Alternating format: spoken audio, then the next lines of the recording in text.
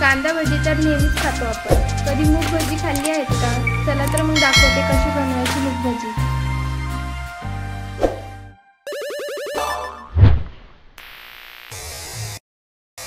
मूग भजीसाठी लागणारी डाळ पाहूयात.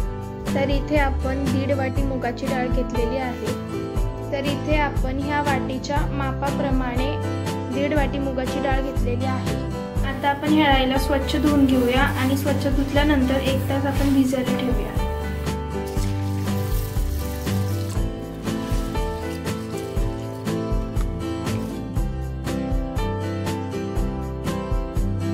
डाळ आपली स्वच्छ धुवून झालेली आहे. त्याच्यामध्ये आपण पाणी घालूया. हिला आपण 1 तास भिजायला ठेवूया.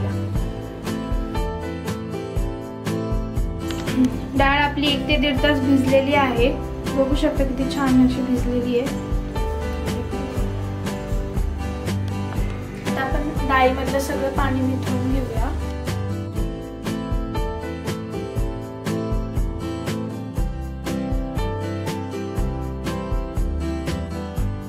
डाळ चांगली कोरडी करून घेऊया. डाळीमधलं सगळं पाणी निथळलेलं आहे. आता आपण ही मिक्सरला वाटून घेऊया.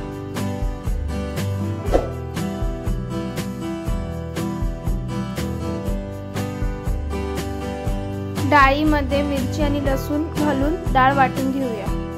अशा पद्धतीने आपण सगळी डाळ वाटून घेऊया. डाळ आपली सगळी वाटून झालेली आहे. डाळ ही जाडसर वाटायची, जास्त पेस्ट नाही करायची. त्याच्यामध्ये आपण कांदा घालूया. मिरची आणि लसूण हे डाळ वाटतानाच त्याच्यामध्ये ऍड केलं होतं. आता आपण कांदा घालूया.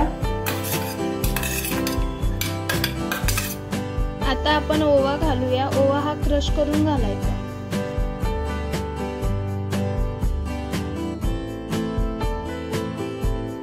कोथिंबीर घालूया.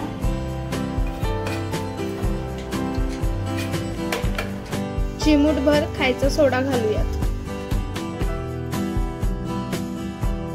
हे सगळं मिक्स करून घेऊया.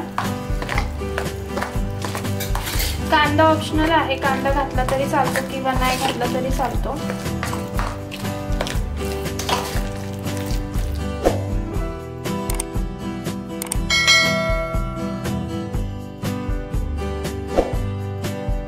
चवीपुरतं मीठ घालूया. मिक्स करून घेऊया. परत आपल्याला याच्यात पाणी घालायची आवश्यकता नाहीये आणि मी वाटताना अजिबात पाणी नाही घातलेलं.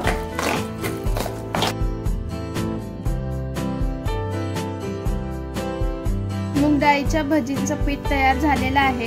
आता आपण गॅसवरती कढई ठेवूया. गॅसवरती कढई ठेवूया. आपण कढईमध्ये तेल घालूया. कढईमध्ये तेल घालूया. तेल आपलं तापले का नाही चेक करूया. इथे मी थोडंसं भजीचं पीठ टाकून बघतेय तेल तापले की नाही. आपलं तेल तापलेलं आहे. एकदम कडकडीत सुद्धा नाही तापवायचं. या ठिकाणी आपलं तेल तापलेलं आहे. आता आपण भजे तळून घेऊया.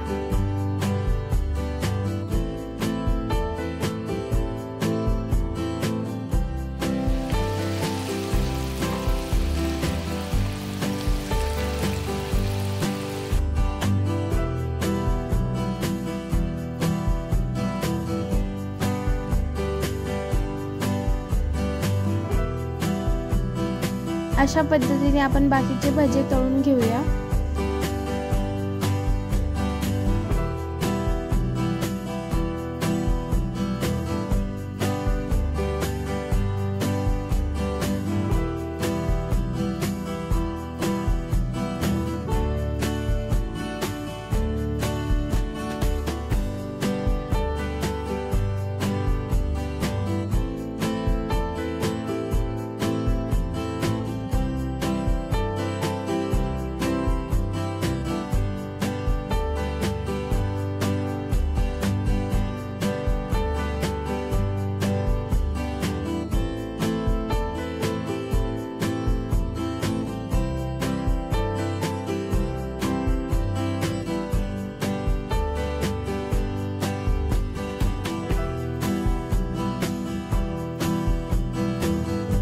तर तुम्ही बघू शकता आपले सगळे भजे तळून तयार झालेले आहेत। जाळी सुद्धा खूप छान आलेली आहे।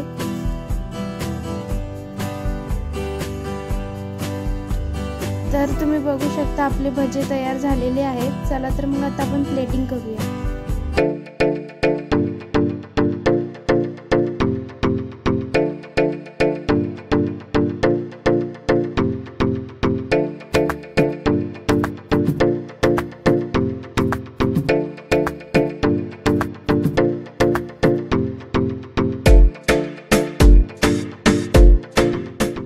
माझा व्हिडिओ तुम्हाला कसा वाटला नक्की कमेंट करून सांगा। माझ्या व्हिडिओला भरपूर लाईक करा, शेअर करा आणि सबस्क्राइब करायला